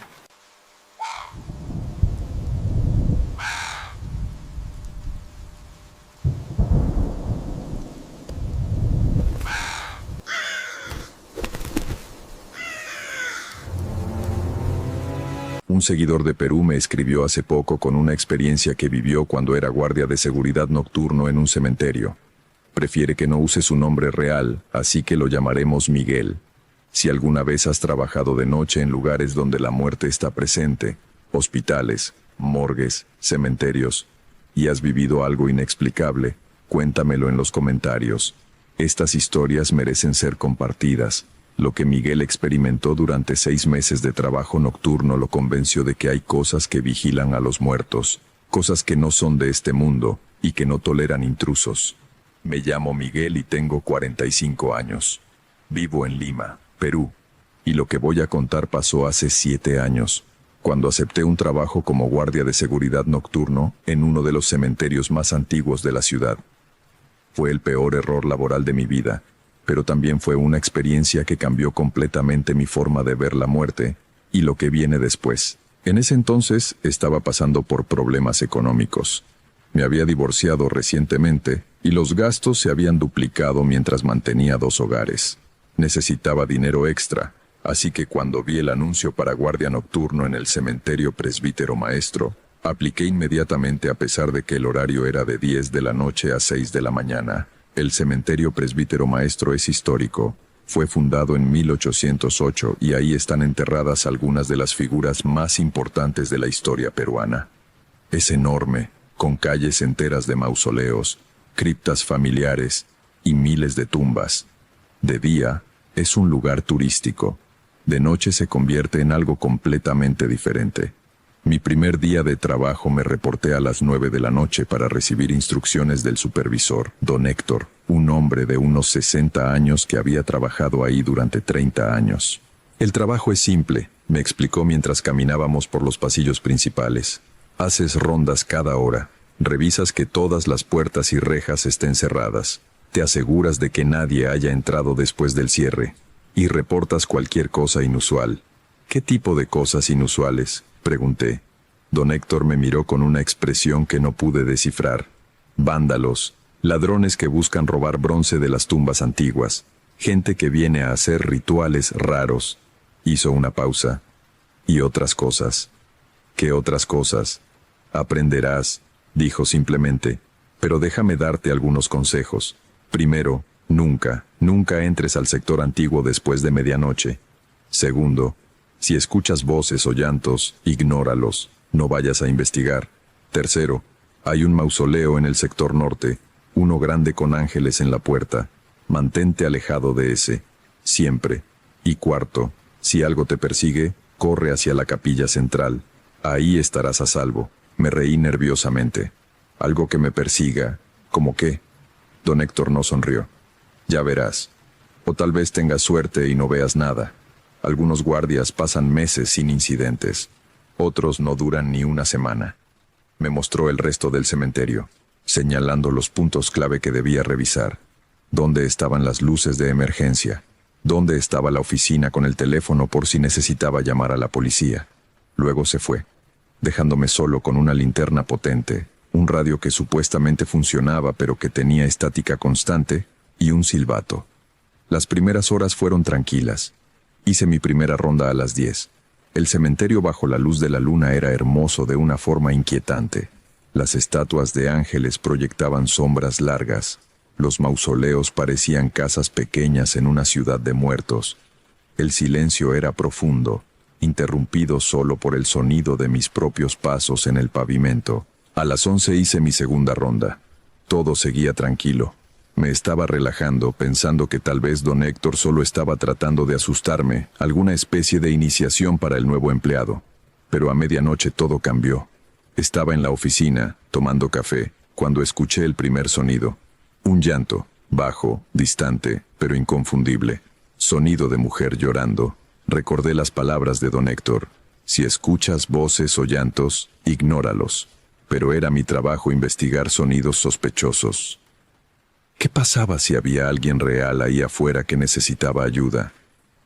Tomé mi linterna y salí. El llanto continuaba. Parecía venir del sector este. Caminé hacia allá, siguiendo el sonido. Pasé filas y filas de tumbas, muchas tan antiguas que sus inscripciones ya no eran legibles. El llanto se hacía más fuerte mientras me acercaba, y entonces, de repente, se detuvo, completamente. Silencio absoluto. Me detuve, mirando alrededor. Estaba en una sección llena de tumbas del siglo XIX. No había nadie visible, ningún movimiento. ¿Hay alguien ahí? Llamé. Mi voz sonó demasiado fuerte en el silencio. No hubo respuesta. Pero entonces sentí algo, una presencia detrás de mí, el peso de una mirada sobre mi espalda. Me giré lentamente.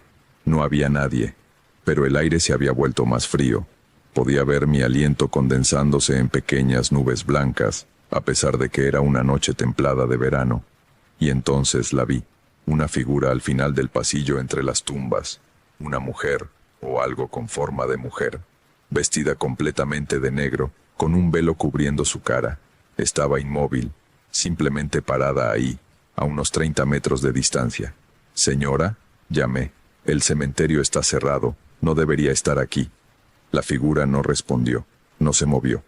Solo estaba ahí, y aunque no podía ver su cara a través del velo, sabía que me estaba mirando. Di un paso hacia ella. Ella dio un paso hacia mí. Con cada paso que yo daba, ella daba uno también, manteniendo siempre la misma distancia entre nosotros. Algo en mi instinto me dijo que esto no era normal, que esta no era una persona real. Di un paso hacia atrás. La figura también retrocedió. «Está bien», dije en voz alta, más para calmarme a mí mismo que para comunicarme con ella. «Me voy. Usted haga lo suyo». Retrocedí lentamente, manteniendo mi linterna apuntando hacia la figura. Cuando llegué a la esquina, me di vuelta y caminé rápido de regreso a la oficina. No corrí. Mi orgullo no me lo permitía todavía, pero caminé muy, muy rápido. Cuando llegué a la oficina, cerré la puerta con llave y me quedé ahí, respirando pesadamente. Solo fue alguien haciendo una visita nocturna ilegal, me dije. Nada sobrenatural, solo una persona real, pero no me lo creía. El frío, la forma en que se movía sincronizada conmigo, la sensación de que no era humana. Pasé la siguiente hora en la oficina, posponiendo mi siguiente ronda. Pero a la 1 de la mañana sabía que tenía que salir. Era mi trabajo. No podía quedarme escondido toda la noche. Esta vez fui en dirección opuesta, hacia el sector norte. Recordé la advertencia de don Héctor sobre el mausoleo con ángeles. Decidí evitar esa área completamente. Pero mientras hacía mi ronda, empecé a escuchar pasos. No los míos, otros pasos. Como si alguien caminara en un pasillo paralelo, siguiendo mi misma ruta pero oculto detrás de las filas de tumbas.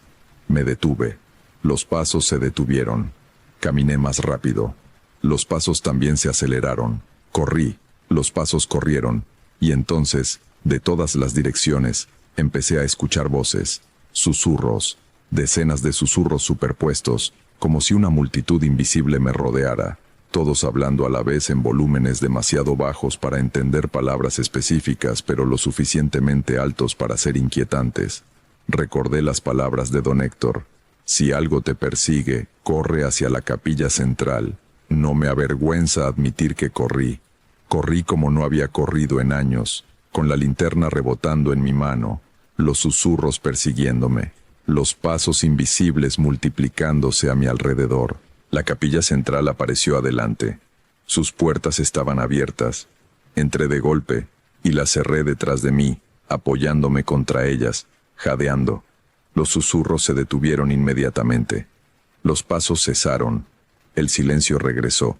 Encendí las luces de la capilla. Era un espacio pequeño pero hermoso, con bancos de madera antigua y un altar simple. Me senté en el banco del frente, tratando de calmar mi respiración, de procesar lo que acababa de experimentar. Primera noche difícil, ¿eh? Casi me caigo del banco del susto. Me giré y vi a un anciano sentado en las sombras de la esquina trasera de la capilla. ¿Cómo no lo había visto cuando entré? Era muy viejo, tenía que tener más de 80 años. Vestía un traje negro antiguo, del tipo que usaban los hombres a principios del siglo XX. Su piel era pálida, casi translúcida, y sus ojos eran de un gris muy claro. «¿Quién es usted?», pregunté. «¿Cómo entró aquí? El cementerio está cerrado». El anciano sonrió. «Yo no entré. Yo siempre he estado aquí, desde hace mucho, mucho tiempo». Un escalofrío me recorrió la espalda. «¿Es usted el guardia anterior?»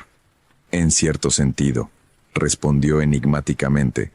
«Soy un guardián, sí, pero no del tipo que tú eres». Se levantó lentamente. «Hay muchos guardianes en este lugar, joven, unos vivos, otros no tanto. Todos servimos al mismo propósito, mantener el orden, proteger el descanso de los que yacen aquí». «No entiendo», susurré. «Entenderás con tiempo. Pero déjame explicarte algunas cosas que don Héctor probablemente no te dijo completamente». El anciano caminó hacia el altar. «Este cementerio tiene casi 200 años. Miles de personas están enterradas aquí, y no todas descansan en paz. Algunas están atrapadas, otras vigilan, y otras están enojadas. ¿La mujer de negro? Una de muchas. Una viuda que se suicidó sobre la tumba de su esposo en 1890. Vaga por las noches, buscando a otros para compartir su dolor». El anciano me miró con esos ojos grises penetrantes. «No es malvada, solo está perdida. Si la ignoras, ella te ignorará, pero si la sigues, si intentas interactuar, puede atraerte hacia su tristeza, y no querrás eso». ¿Y los susurros? ¿Los pasos? Ecos, residuos de vida que quedan impresos en un lugar donde miles han caminado en duelo. No son inteligentes, son solo repeticiones, como una grabación que se reproduce una y otra vez. El anciano se acercó más. «Pero hay cosas peores aquí, cosas que sí son inteligentes, cosas que no quieren que los vivos caminen entre los muertos. ¿Por qué me está contando esto? Porque eres el nuevo guardián vivo, y necesitas entender con qué estás trabajando. Don Héctor te dio reglas. Síguelas, especialmente la del mausoleo del sector norte». Su expresión se volvió seria. «Nunca entres ahí. Lo que está dentro no debe ser molestado». «¿Qué hay dentro?» «Algo que fue enterrado hace mucho tiempo por una buena razón. Algo que algunos llaman demonio, otros llaman espíritu oscuro. Los nombres no importan. Lo que importa es que está contenido, sellado, y mientras permanezca así, todos estamos a salvo. Pero si alguien rompiera los sellos...». No terminó la frase. «¿Cómo sé que usted es real?», pregunté de repente. «¿Cómo sé que no es parte de todo esto? Otra aparición». El anciano sonrió tristemente. «No lo sabes, no puedes saberlo, pero en este lugar la línea entre vida y muerte es delgada, muy delgada, y los que guardamos este lugar, vivos o muertos, todos servimos al mismo propósito». Empezó a caminar hacia la puerta. «Quédate aquí hasta el amanecer si quieres. La capilla es neutral, segura. Nada puede entrar sin permiso». «Espere», llamé. «¿Cómo se llama?» «Llámame Antonio, y nos veremos otra vez, Miguel». Nos veremos muchas veces. Abrió la puerta y salió. Me levanté para seguirlo, pero cuando llegué a la puerta segundos después, él había desaparecido completamente. El cementerio estaba vacío hasta donde alcanzaba la vista. Me quedé en la capilla el resto de la noche. Cuando amaneció a las 6 y llegó don Héctor, le conté todo lo que había experimentado. Él escuchó en silencio, asintiendo ocasionalmente.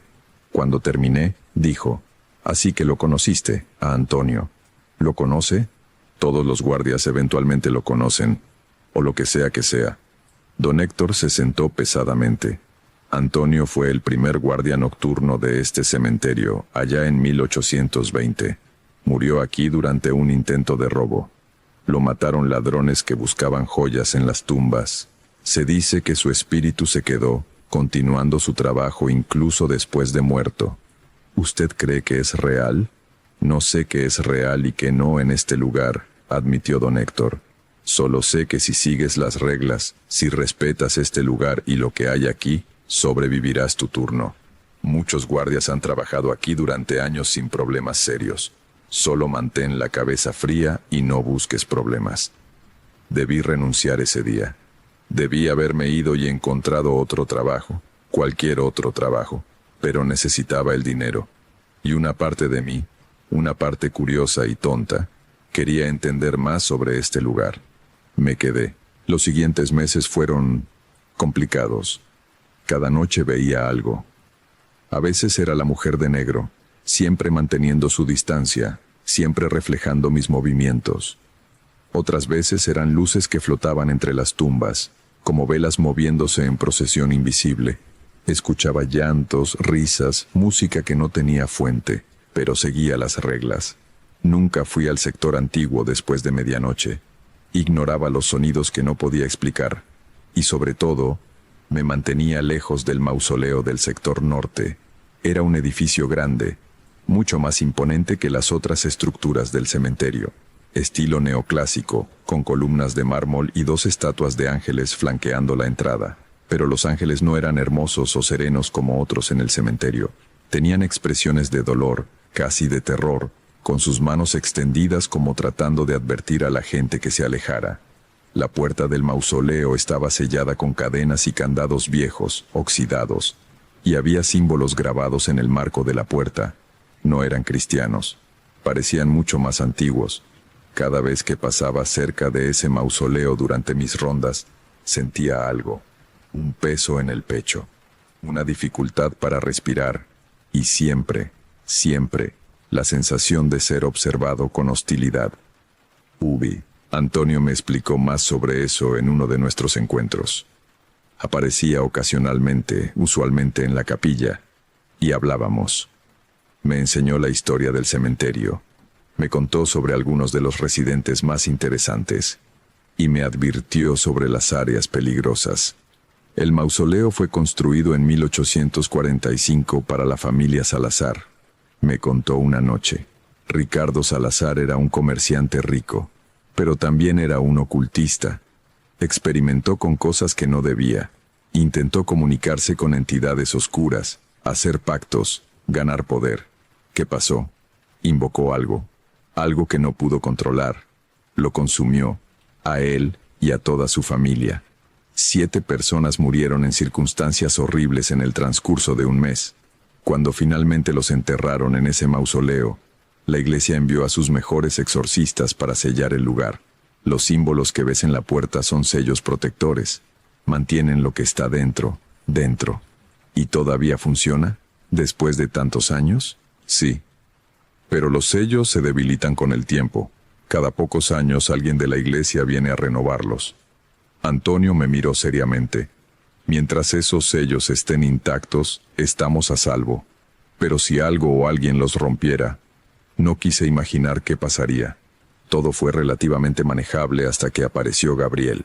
Gabriel era un joven de unos 25 años, nuevo guardia que contrataron para los turnos de noche del fin de semana. Era escéptico, arrogante, el típico tipo que piensa que sabe todo y que las advertencias de otros son supersticiones tontas. Lo conocí un viernes cuando llegó para su primer turno. Don Héctor estaba dándole la misma charla de orientación que me había dado a mí meses atrás. Todo eso es basura. dijo Gabriel con desdén. Fantasmas, espíritus, apariciones. Son solo historias que la gente inventa porque les da miedo la oscuridad y los lugares con muertos. Esperemos que tengas razón, dijo don Héctor con cansancio. Pero igual, sigue las reglas, por si acaso. Esa noche Gabriel y yo compartimos turno. Él pasó la primera mitad del turno burlándose de todo. Se reía de mis advertencias. Caminaba por lugares que yo evitaba, gritando, «¡Fantasmas! ¡Vengan a asustarme!». Pateaba tumbas y hacía comentarios irrespetuosos sobre los muertos. «Vas a atraer problemas», le advertí. «¿Problemas de qué? ¿De cadáveres que van a levantarse y perseguirme?». Se rió. «Relájate, hermano. Son solo rocas con nombres. No hay nada especial aquí». A medianoche decidió que quería ver el famoso mausoleo del sector norte. Le dije que no fuéramos, que era contra las reglas, que había razones para esas advertencias. «¿Qué razones? ¿Fantasmas enojados?». Se burló. «Voy a ir. Puedes venir o puedes quedarte aquí acobardado». Fui con él. No para alentarlos, sino para intentar detenerlos. Intentaba hacer algo estúpido. Y para poder pedir ayuda si algo salía mal. Cuando llegamos al mausoleo, Gabriel se acercó a la puerta sin miedo. Tocó las cadenas, examinó los símbolos. «Interesante», murmuró. «Estos símbolos parecen alquímicos. O tal vez masónicos. Alguien realmente creyó que necesitaba protección mágica aquí». «Gabriel, vamos. Ya viste el lugar. Vámonos». «¿Qué piensas que pasaría si abriéramos esto?», preguntó con una sonrisa traviesa. «No lo hagas», dije con urgencia. «En serio, sea real o no lo que dicen sobre este lugar, no hay razón para arriesgarse». Pero él ya estaba sacando herramientas de su mochila. Una palanca pequeña. «Apuesto a que estas cadenas están tan oxidadas que se romperán fácil». «Gabriel, te lo estoy pidiendo como compañero. No lo hagas». No me escuchó. Metió la palanca entre los eslabones de una de las cadenas y empujó. La cadena, efectivamente oxidada después de décadas, se rompió con un sonido metálico. Inmediatamente el aire cambió. Se volvió helado. Y el silencio que siempre caracterizaba el cementerio de noche se volvió más profundo, antinatural, como si el lugar entero estuviera conteniendo la respiración. «¿Ves? Nada pasó», dijo Gabriel triunfante. «Son solo supersticiones tontas». Pero yo sentía algo, un peso creciendo, una presencia despertando, y en las estatuas de los ángeles flanqueando la puerta, juré que vi sus expresiones cambiar, volverse más aterradas. «Necesitamos irnos», dije. «Ya». «¿Por qué? Ni siquiera hemos entrado». «Ahora», grité. Mi tono finalmente lo convenció. Empezamos a caminar de regreso hacia la oficina. Pero después de unos pasos, Gabriel se detuvo. «¿Escuchaste eso?», preguntó. Yo también lo escuchaba. Un sonido como de arañazos. Venía de dentro del mausoleo, como si algo con garras estuviera raspando la puerta desde adentro. El sonido se hizo más fuerte, más insistente, y entonces escuchamos algo más. Una voz, profunda, resonante, no completamente humana, libre. Gabriel palideció. Toda su arrogancia se evaporó en un segundo. «¿Qué carajo fue eso?». «Lo que te advertimos que no molestaras», respondí. «Corre, hacia la capilla, ahora». Corrimos. Detrás de nosotros escuchamos un sonido terrible, el de metal retorciéndose y rompiéndose. La puerta del mausoleo estaba siendo forzada desde dentro. Mirando hacia atrás mientras corríamos, vi algo emerger. Una sombra. Pero no era una sombra normal. Era densa, sólida, con forma vagamente humanoide pero distorsionada, más alta de lo que debería ser, con extremidades demasiado largas. Y ojos rojos brillantes que nos vieron y nos identificaron como la razón de su liberación. La cosa nos persiguió. Se movía rápido, demasiado rápido. Saltaba sobre las tumbas como si no pesara nada, y hacía un sonido, un siseo mezclado con lo que podría ser risa o podría ser rabia. Era difícil distinguir. «¡Más rápido!», grité a Gabriel, que empezaba a quedarse atrás. La capilla apareció adelante. Las puertas estaban abiertas y adentro vi a Antonio parado en el altar, haciendo gestos urgentes para que entráramos. Nos lanzamos a través de las puertas. Antonio las cerró de golpe detrás de nosotros justo cuando la entidad llegaba. Escuchamos el impacto contra las puertas. Un golpe que hizo temblar toda la estructura. Pero las puertas aguantaron. Antonio comenzó a recitar algo. Palabras en latín mezcladas con otras lenguas que no reconocí. Trazó símbolos en el aire con sus manos. Y lentamente, el golpeteo en las puertas se detuvo. «Está contenido», dijo Antonio finalmente. «Por ahora. Pero los sellos están rotos. Alguien tendrá que volver a sellarlo correctamente». Gabriel estaba en el suelo, temblando, en shock. Eso era real, terminó Antonio. Muy real y muy peligroso. Lo que liberaste ha estado atrapado durante casi 200 años. Está hambriento, furioso, y ahora está libre en este cementerio. ¿Qué podemos hacer?, pregunté. Quedarse aquí hasta el amanecer. Esa cosa no puede tolerar la luz del sol. Se esconderá cuando salga el sol. Y entonces llamaremos a la iglesia. Ellos sabrán qué hacer. Pasamos el resto de la noche en la capilla. Gabriel no decía nada, solo miraba la pared con ojos vidriosos, en shock por lo que había visto. Yo me quedé cerca de Antonio, quien vigilaba las puertas. «¿Qué es exactamente esa cosa?», pregunté en voz baja. «Un demonio, un espíritu oscuro, una entidad de puro mal. Los nombres varían según la cultura, pero la esencia es la misma. Es algo que se alimenta de miedo, dolor y muerte». Ricardo Salazar lo invocó pensando que podría controlarlo y usarlo para ganar poder. En vez de eso, lo consumió. Antonio me miró. Y ahora está libre otra vez. Hasta que sea resellado, este cementerio no será seguro. Cuando amaneció, la entidad desapareció como Antonio había predicho. Llamamos a don Héctor, quien a su vez llamó a personas de la arquidiócesis. Vinieron ese mismo día. Sacerdotes, exorcistas, personas que claramente sabían lo que estaban haciendo. Pasaron 3 días trabajando en el mausoleo, renovando los sellos, reforzando las barreras, rezando constantemente. Finalmente declararon que la entidad estaba contenida otra vez. Gabriel renunció ese mismo día. Nunca volvió. Escuché después que tuvo un colapso nervioso y pasó tiempo en terapia. Yo continué trabajando ahí otros 3 meses, pero después de ese incidente, algo había cambiado.